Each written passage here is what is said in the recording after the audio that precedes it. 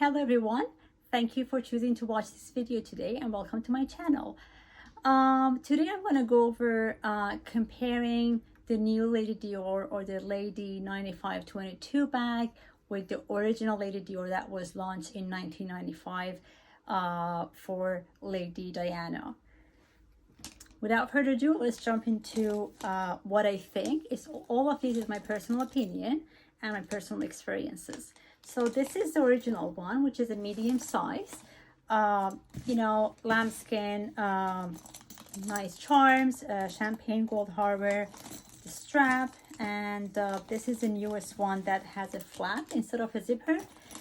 So this is the medium size of the the conventional or the one that was made for Princess Diana one.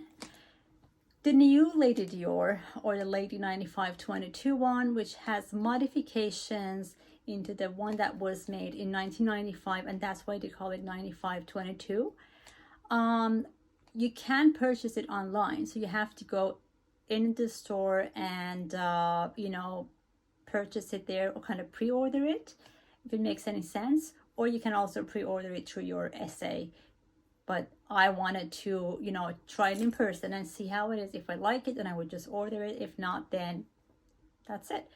So I flew to Toronto last week, and I did posted a couple of videos of the boutiques that I went in. When I went to the Dior boutique, I wanted to try the small one, the small size. The small size was kind of comparable to this one, the medium size. And it was good for my size, and I'm like 5'2" for reference. So I'm going to go quickly over why I didn't purchase it. I love Dior. I'm an elite member, and I'm a big fan of Dior pieces. Either it's leather or it's ready to wear, I'm there. But a couple of reasons. First, the new one is over $9,000 plus taxes. This one off memory is 7,400 Canadian dollar plus taxes. So it's quite expensive for Dior bags. Obviously with what happened with Chanel bags on March 1st and 2nd, now 9,000 is not a big number, but again, it's quite expensive for a Dior bag. The other thing is I'm not sure if it's a trend bag or it's a forever bag. Is Dior just testing the water to see, how many people are willing to spend this much money? People are going to like it or not. So then they're going to go and launch kind of, a big number of them.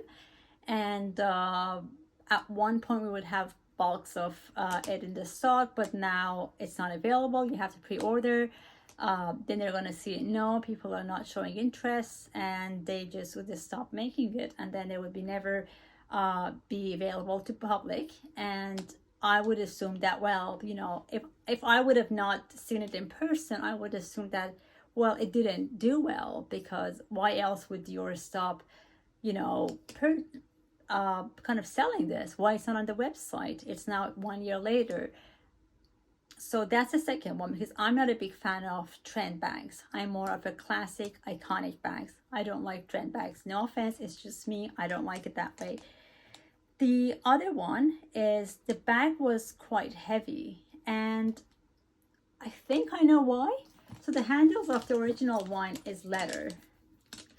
And I do put the twirly on or the missa on, because when they rub against each other, then they won't damage each other. There would be no wear and tear. So the handles of this one is leather and very, very light. The new Lady Dior or the Lady 9522 one is metal, which makes them quite heavy. But also you can appreciate, the champagne gold harbor and stuff like that on the handle. But when are you going to appreciate it? Because if you wear it like this, it's going to be quite heavy, and, it's going to be dragging. If I'm going to wear it shoulder, as like a crossbody, as a shoulder bag, it's going to be quite heavy too.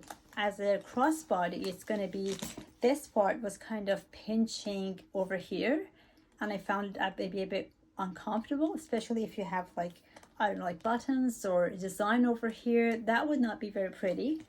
And two more. One of them is for the old-fashioned Lady Dior bags. We would hook one of these straps hooks to this one that kind of carries the charms, and the other one would go from outside to the opposite side.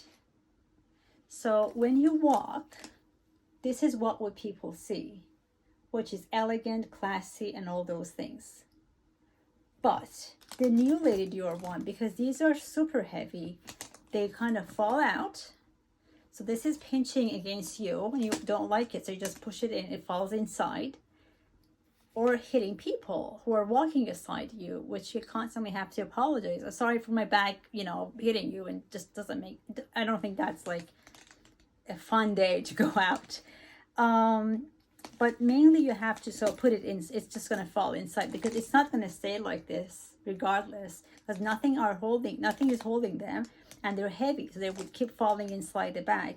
So what would people see from a distance while you're walking, kind of carrying this on your shoulder or crossbody, doesn't matter, is this: a bag with no handles. Well, if the handles are adding, you know, style to my bag, I want it to be seen. I don't want it to be falling in and stuff like that. So I didn't like that kind of look. Also, the collages were a bit bigger.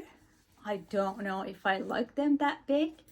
The last one, so this one is how the old-fashioned or the original one, I just forgot to say this, the new one, the hooks are here and here.